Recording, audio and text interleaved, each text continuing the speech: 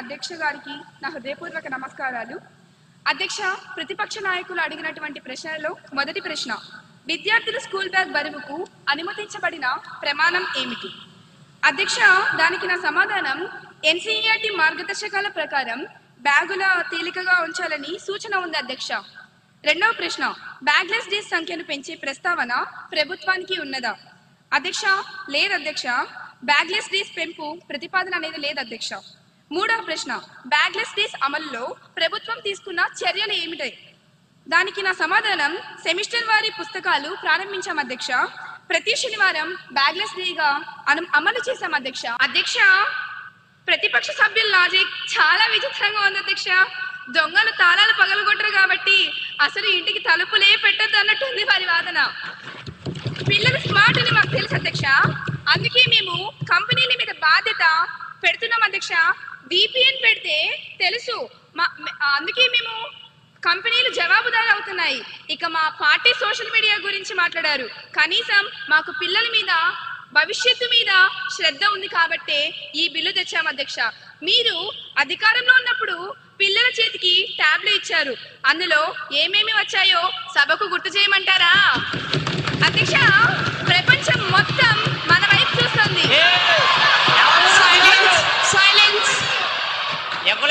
అందరూ డెకోరం ని మెయింటైన్ చేస్తూ సభా గౌరవాన్ని కాపాడండి.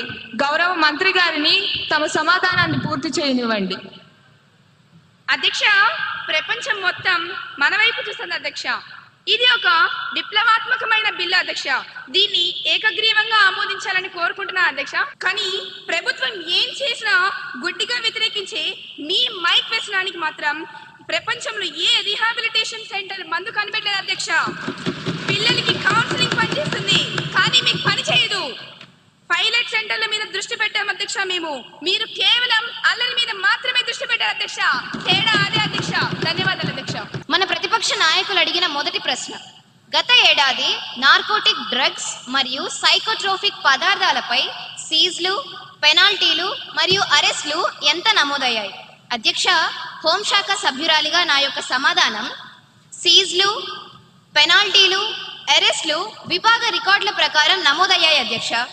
22,366.25 కేజీల డ్రై గంజాయిని, 91.2 కిలోల యాష్ ఆయిల్ని సీజ్ చేశాం అధ్యక్ష.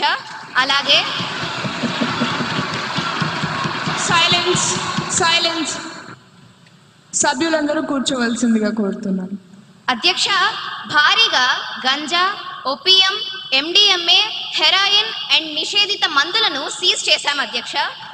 సాధారణ ఏపీ పోలీస్ ఇచ్చిన NDPS డేటాను చూస్తే 970 మంది అరెస్ట్ అయ్యారు అధ్యక్ష.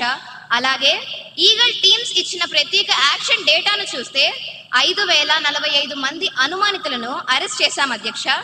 అధ్యక్ష, as per NCB data, over 1,09,000 kg of illicit drugs have been seized in major cases between 2020 to May 2025.